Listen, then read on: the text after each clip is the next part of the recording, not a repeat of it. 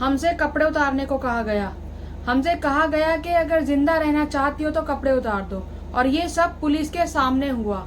ये बयान है उस 21 साल की लड़की का जो कि मणिपुर की उस वीडियो में है जिसमें 2 महिलाओं को बिना कपड़ों के घुमाया गया। दरअसल ये घटना 2 महिलाओं के साथ नहीं 3 महिलाओं के साथ हुई थी, जिसमें कि एक 52 साल की महिला है, एक 42 साल की महिला है और एक 21 साल की लड़की है।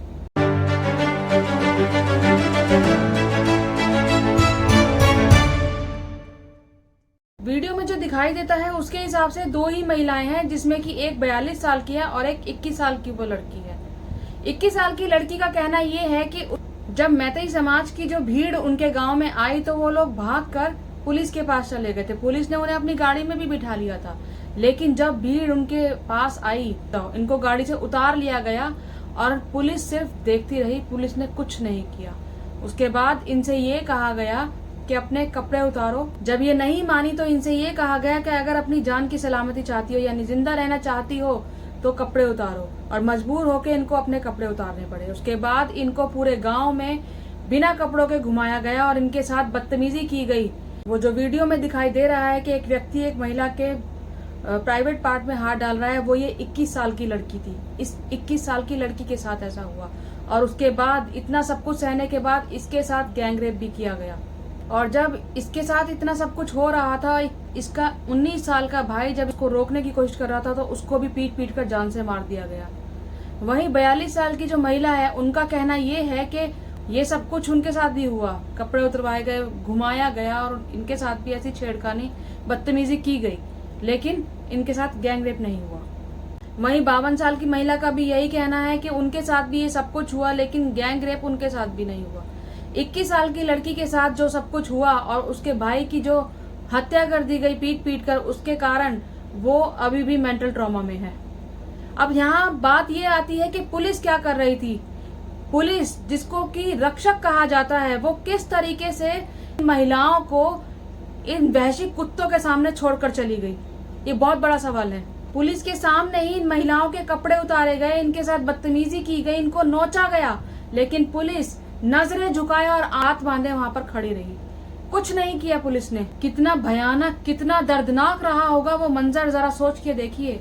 उन महिलाओं की जगह अपनी बहन बेटियों को रख कर सोचिए तो आपको महसूस होगा, आप उस चीज को महसूस कर पाएंगे कि उन महिलाओं का दर्द क्या होगा, क्या महसूस कर रही होंगी वो महिलाएं। ये आपको तब महसूस होगा जब आप उनकी जगह अपनी बहन या अपनी बेटी को रखकर सोचेंगे। उनमें से एक महिला के जो पति हैं वो सेना में हैं, अभी श्रीलंका में हैं और वो कारगिल में भी युद्ध लड़ चुके हैं। सोचिए, वो व्यक्ति जो देश की रक्षा कर रहा है, जो कि ये सोच रहा है कि दुश्मन जो है वो देश से बाहर है, लेकिन उसे क्या पता था कि जो दुश्मन है वो देश के अंदर ही है। उसे क्या पता था कि जिस देश की वो रक्षा कर रहा है दुश्मनों से, उस देश की निकम्मी सरकार उसके परिवार को, उसकी पत्नी को बचाने में असहाय है, उसकी परिवार को बचा ही नहीं सकेगी। उसको क्या पता था? जरा सोच कर देखिए कि उस पति पर क्या बीत रही होगी, क्या महसूस हो रहा होगा। आज उसको इस बात पर दुख होगा कि वो सेना में क्यों गया। अगर वो अपनी पत्नी के पास होता तो शायद उसे बचा पाता, शायद उसके लिए कुछ कर पाता।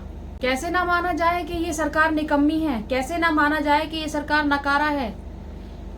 3 मई से ये हिंसा चल रही है और वहां के मुख्यमंत्री को सब पता है। मुख्यमंत्री अपने मुंह से कह रहा है ऐसी एक घटना नहीं है, ऐसी तो सैकड़ों घटना अब तक हो चुकी हैं। जिस मुख्यमंत्री को ये सब कुछ पता है, उसके बाद भी सरकार कोई एक्शन नहीं ले रही है। 79 दिनों के बाद सरकार ने अपने मुंह से कुछ निकाला है, और उस पर भी महिलाओं के साथ हुई इस घटना पर ये सिर्फ 36 सेकंड बोल पाए, और उसमें भी राजस्थान और छत्तीसगढ़ को बीच में ले आए। मतलब हर जगह राजनीति, यहाँ भी राजनीति। छी, शर्म आती है। अरे आप सिर्फ अपने ही राज्यों को संभाल लो तो भी बहुत है, तो भी देश में बहुत शांति हो जाएगी मोदी जी। 79 दिनों के बाद सरकार ने मुंह से कुछ निकाला है, और वो भी कब निकाला है? जब सुप्रीम कोर्ट से ऑर्डर आया है। और सुप्रीम कोर्ट से ऑर्डर आने के बाद जो मोदी समर्थक हैं वो हमारे चीफ जस्टिस को, जिन्होंने ये ऑर्डर दिया है, उनको गालियां दे रहे हैं, उनको टारगेट कर रहे हैं। शर्म आनी चाहिए। जरा रख कर देखो अपनी बहन बेटियों को उन लड़कियों की जगह, उन महिलाओं की जगह रख कर देखो, तब तुम्हें उनका दर्द समझ में आएगा। निकम्मो, आप ही बताइए, जो मुख्यमंत्री ये कह रहा है कि ऐसी एक घटना नहीं है, ऐसी सैकड़ों घटना अब तक हो चुकी हैं, तो क्या उस मुख्यमंत्री को ये नहीं पता कि 3 मई से और अब तक मणिपुर में क्या हो रहा है? क्या उसने मोदी जी को अपडेट नहीं किया इसके लिए? क्या मोदी जी को इसके बारे में कुछ नहीं पता? मणिपुर की राज्यपाल ये कह रही है कि मणिपुर में जो भी कुछ हो रहा है, जो हिंसा हो रही है और उसके साथ साथ जो कुछ भी हो रहा है वो बहुत ही ज्यादा भयावह है। ऐसी हिंसा, ऐसा मंजर उन्होंने पहली बार देखा है और इसके बारे में उन्होंने ऊपर तक खबर पहुंचाई है। ऊपर तक तो आप समझ ही गए होंगे, ऊपर तक कहाँ तक खबर पहुंचाई, बार बार पहुंचाने की कोशिश की, लेकिन कोई एक्शन नहीं हुआ। जब सब कुछ सामने होते हुए भी एक्शन नहीं लिया गया, सब कुछ पता होने के बाद भी एक्शन नहीं लिया गया, तो इस सरकार को निकम्मी सरकार ना कहा जाए तो क्या कहा जाए। और तो और सुप्रीम कोर्ट के ऑर्डर के बाद भी क्या एक्शन हुआ आप खुद देख लीजिए। क्या बीरेन्द्र सिंह का इस्तीफा मांगा गया? क्या लिया गया उससे इस्तीफा? नहीं लिया गया। क्या मोदी जी मणिपुर गए? नहीं गए। सुप्रीम कोर्ट के ऑर्डर के बाद तो पूरा का पूरा सिस्टम प्रोएक्टिव हो जाना चाहिए था, लेकिन नहीं। वहां पर इतनी भीड़ में से 800,000 लोगों की भीड़ में से सिर्फ 4 लोगों को गिरफ्तार किया गया है, वो भी तब जब ये वीडियो बाहर आया। अगर ये वीडियो बाहर ना आता तो ये गिरफ्तारी भी ना होती। अब जैसे ही ये वीडियो बाहर आया तो मोदी जी का विरोध होने लगा। बेटी बचाओ बेटी पढ़ाओ, लोगों को समझ आ गया कि ये सिर्फ एक जुमला था। अब यहाँ पर गोदी मीडिया का प्रेशर और बढ़ गया अपने पापा को बचाने का। अब गोदी मीडिया ने क्या किया? गोदी मीडिया एक हिंदू मुस्लिम का एंगल निकाल के ले आया। जी हाँ, गोदी मीडिया के हिसाब से मणिपुर में जो कुछ भी हुआ, जैसे हिंसा शुरू हुई, वो सब अब्दुल की वजह से हुआ। और जैसे ही उन्होंने ये चलाया, भाजपा के नेताओं ने इस अब्दुल वाली न्यूज को अपने ट्विटर पर फैलाना शुरू कर दिया और दोबारा से इस फेक न्यूज की खेती शुरू कर दी। उसके बाद मणिपुर पुलिस का एक बयान सामने आया जिसमें ये कहा गया कि जो अब्दुल है वो किसी और केस में मणिपुर में गिरफ्तार किया गया, उसका इस हिंसा से कोई लेना देना नहीं है। लेकिन जो भाजपा के नेता हैं, जो ट्रोलर्स हैं, वो अभी भी इस फेक न्यूज को फैलाने में लगे हुए हैं। आपको पता है ये जो कांड हुआ है, ये जो घटना हुई है महिलाओं के साथ, ये सब कुछ फेक न्यूज की वजह से हुआ था। इसलिए आपसे भी मैं ये रिक्वेस्ट करती हूँ कि आप जब भी कोई चीज शेयर करें, जब भी कोई वीडियो या कोई भी पोस्ट आप शेयर करते हैं, तो पहले चेक कर लीजिए कि कहीं वो जो पोस्ट है, वो वीडियो है, कहीं वो फेक तो नहीं है। उसको चेक करके तब उसको आप आगे बढ़ाइए। इतनी शर्मनाक घटना होने के बाद भी ये दलाल मीडिया और ये संगी सोच वाले भाजपा समर्थक लगे हुए हैं अपने पापा को बचाने में। शर्म आनी चाहिए। लेकिन टेलीग्राफ की इस सच से मोदी सरकार की छाती छलनी हो गई। ये एक अखबार है जिसका नाम है द टेलीग्राफ। मैं इनकी हिम्मत को सलाम करती हूँ। मणिपुर में जो हिंसा चल रही थी उस पर मोदी जी ने 79 दिन के बाद अपना मुंह खोला, तो इस अखबार ने 79 मगरमच्छ बनाए और 79 मगरमच्छ में जो सबसे आखिरी वाला मगरमच्छ है उसमें मगरमच्छ की आंख में आंसू दिखाया। और ये जो भी दिखाया बिल्कुल परफेक्ट दिखाया, क्योंकि जब भी देश में कुछ भी ऐसा होता है तो मोदी जी आकर सिर्फ अपनी आंख में आंसू दिखा देते हैं, जो कि मगरमच्छ के आंसू होते हैं। इनके सीने में पीड़ा होती है, इनके सीने में क्रोध होता है, लेकिन ये कुछ कर नहीं पाते। इनसे कोई एक्शन नहीं होता। आप ये बताइए कि हम प्रधानमंत्री क्यों चुनते हैं? क्या स्क्रीन पे आके रोने के लिए? क्या अपनी पीड़ा दिखाने के लिए? क्या अपना क्रोध दिखाने के लिए? देश को ये सब नहीं चाहिए, देश को एक्शन चाहिए। जब भी देश में कुछ ऐसा घटित हो, प्रधानमंत्री का फर्ज है कि वो कुछ एक्शन ले उसके ऊपर, ना कि स्क्रीन के ऊपर आकर अपने मगरमच्छ के आंसू दिखाए।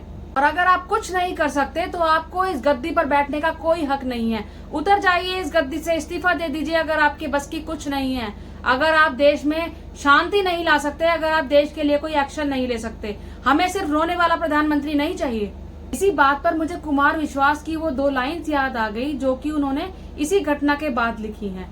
बहुत ही अच्छी लाइन्स हैं और मुझे भी बहुत पसंद आई और आजकल बहुत ज्यादा वायरल भी है। उन्होंने लिखा है, कुर्सी है तुम्हारा जनाजा थोड़ी है, कुर्सी है तुम्हारा जनाजा थोड़ी है, अगर कुछ कर नहीं सकते तो उतर क्यों नहीं जाते। अपनी इन 2 लाइनों में कुमार विश्वास ने बहुत बड़ी बात कह दी है। एक तरीके से मोदी जी से या फिर बीरेन्द्र सिंह से इस्तीफा मांग लिया है। इतनी सब चीजें सामने आने के बाद लोगों में बहुत गुस्सा है और मणिपुर से कुछ लोग अब दिल्ली के जंतर मंतर पे विरोध प्रदर्शन के लिए आए हैं। वहाँ की एक क्लिप है जिसमें कि एक महिला बहुत कुछ बोल रही है गुस्से में, जो कि गुस्सा जायज भी है। देखिए आप उस वीडियो को। आपका क्या कहना है? कहने को तो कुछ बचा नहीं है। देश की लड़कियों को नंगा करके नोच रहे हैं, तो कहने को तो कुछ बचा ही नहीं है। डूब मरे इस देश का चीफ जस्टिस, डूब मरे इस देश का प्रधानमंत्री, डूब मरे गृह मंत्री, डूब मरे स्मृति ईरानी जैसी फ्रॉड औरत, डूब मरे अंजना ओम कश्यप, मेकअप वाली महिला। सभी लोग अब ट्वीट कर रहे हैं। जितने लोगों का आपने नाम लिया, सभी लोगों ने लगातार अब इस पूरी हिंसा को लेकर ट्वीट किया है। ट्वीट से कुछ नहीं होगा। आप मणिपुर पहुंचिए इमीडिएटली और उन लड़कियों को ढूंढिए जिनके साथ ये हुआ है। क्या वो जिंदा है? जिंदा है तो किस हालत में है? उनके साथ क्या क्या हुआ है? क्योंकि वीडियो में तो सिर्फ जाते ले जा रहे हैं ना। उनके साथ खेत में क्या हुआ है? रुक आप देखो, आप मेरे रोंगटे खड़े हो गए। तो ऐसी रोंगटे खड़े करने वाली घटना है और ऐसी सैकड़ों महिलाएं होंगी, आई एम श्योर, कि जिनको रिकॉर्ड नहीं करा गया है। प्रधानमंत्री जी ने कड़े शब्दों में निंदा की है, कहा है बेहद गुस्सा है इस हरकत को देख के, देश को शर्मसार करने वाली। मोदी से कोई उम्मीद नहीं है। मोदी को सिर्फ इस्तीफा देना पड़ेगा। इस्तीफे से काम चलेगा, क्योंकि ये निंदा तो पुलवामा पे भी करा था। पुलवामा का आज तक आपको पता है जांच किस दिशा में है। तो ये ऐसे करता रहेगा, निंदा करता रहेगा। प्रधानमंत्री का काम निंदा करने का नहीं है, एक्शन करने का या इस्तीफा देने का। तो इधर उधर की ना बात करिए। बता काफिला क्यों लूटा? हमें रह जनों से गिला नहीं, तेरी रहबरी से सवाल है। 2.5 महीने पहले ये घटना हुई थी और अब जाके ये घटना जब प्रसारित हुई है तब लोगों को समझ में आया कि आखिर मणिपुर में क्या हुआ। वहाँ की पुलिस ने 2 महीने, उनके लिए 2.5 महीने काफी नहीं थे कार्यवाही करने। मैं वही कह रही हूँ कि नरेंद्र मोदी को 2.5 महीने बाद पता चला है कि देश में हो क्या रहा है। हमसे तो चीजें छिपाई गई, लेकिन तू तो देश का प्रधानमंत्री है। तुझे कैसे पता नहीं चला कि देश में क्या दरिंदगी हो रही है? डूब मर और इस्तीफा दे इमीडिएटली। इस्तीफे के अलावा आपके पास कोई बचा नहीं है, कोई रास्ता। मणिपुर हिंसा पे प्रधानमंत्री 2.5 महीने से चुप थे, तमाम जो नेता है उनके चुप थे। अब जाके तमाम जो नेता और प्रधानमंत्री जी ने इस घटना के संचालन में आने के बाद जो है ट्वीट किया है। देखो, हिंसा भी मैं मान रही थी, कोई बात नहीं, लेकिन जो नोचने वाली बात है वो बहुत ही ज्यादा दुखद है। महिलाओं के लिए तो डूब मरने जैसी बात है। मैम, यहाँ जहाँ तक नारे भी लग रहे हैं महिला विरोधी, ये सर जहाँ तक आपका चैनल पहुँच रहा है, मैं देश की महिलाओं से आह्वान करती हूँ कि सड़कों पर निकलिए, नहीं तो अगले कपड़े आपके निकलेंगे, फिर मेरे, सबके निकलेंगे। इमीडिएटली सड़कों पर आइए, नरेंद्र मोदी का इस्तीफा लीजिए। ये इसका महिला सम्मान यही है। ये कहता भी था वीडियो पे, बेटी पढ़ाओ बेटी पटाओ। ये देखो आप, उसने बेचारे ने वीडियो में दिखा भी दिया कि मणिपुर में वो क्या कर रहा है। वो तो स्लिप ऑफ टंग हो गया था ना। स्लिप ऑफ टंग ये तो नहीं होता कि भाजपा की जगह कांग्रेस को वोट दीजिए। बेटियों के मामले में स्लिप ऑफ टंग कैसे हुआ? एक तरफ प्रधानमंत्री जी हमेशा ये नारा देते हैं बेटी बचाओ बेटी पढ़ाओ और बेटियां सुरक्षित है, वहीं दूसरी तरफ ये जो महिलाएं हैं लगातार यहाँ से नारा लगा रही हैं कि महिला विरोधी है सरकार। इसको इस्तीफा देना पड़ेगा मोदी को, क्योंकि अगर ये और रह गया तो औरतों के साथ और ज्यादा खतरनाक हो सकता है। अब इससे ज्यादा तो कुछ नहीं हो सकता। मेकअप करके ये संसद में गया है, इसको मणिपुर जाना था, इसने संसद की तरफ गया कैसे? How dare! संसद की तरफ नहीं जाना था। अरे 500 के 500 सांसद मणिपुर कूच करते तो मैं सोचती।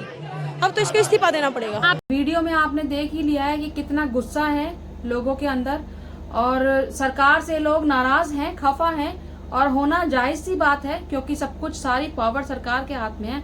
अगर ये लोग चाहते तो ये हिंसा पहले दिन से ही रोक सकते थे, लेकिन इन्होंने जान के ये सब होने दिया सिर्फ कुछ वोटों के लिए, क्योंकि मैतेई समाज के जो वोट हैं वो इनके लिए बहुत फायदेमंद हैं। खैर, आप लोग इस बारे में क्या सोचते हैं? अपनी राय कमेंट बॉक्स में जरूर दीजिएगा। मेरी इस वीडियो को लाइक कीजिएगा, शेयर कीजिएगा और मेरे इस चैनल को सब्सक्राइब जरूर कीजिएगा। जय हिंद, जय भारत।